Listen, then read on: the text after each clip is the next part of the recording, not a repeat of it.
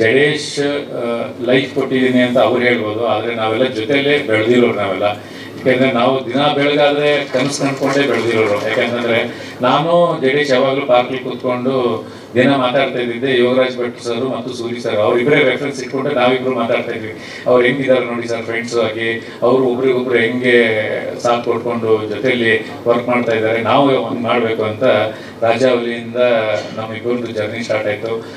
Mahalakshmi road ಪಾರ್ಕಲ್ಲೇ mostly ನಾವಿಬ್ಬರು ಕೂತ್ಕೊಂಡು ಯಶ್ ಅವ್ರನ್ನ ಹೆಂಗೆ ಕನ್ವಿನ್ಸ್ ಮಾಡಬೇಕು, ಈ ಕಡೆ ಕೆ ಮಂಜು ಅವ್ರನ್ನ ಹೆಂಗೆ ಕನ್ವಿನ್ಸ್ ಮಾಡಬೇಕು ಅಂತ ಮಾತಾಡ್ತಾ ಶುರು ಮಾಡಿದ್ವಿ.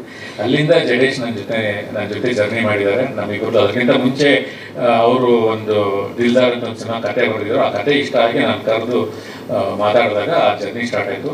ಇಲ್ಲಿವರೆಗೂ ನಾವು ಜೊತೆಯಲ್ಲೇ ಇದ್ದೀವಿ ಜಡೇಶ್ ಜೊತೆಗೆ.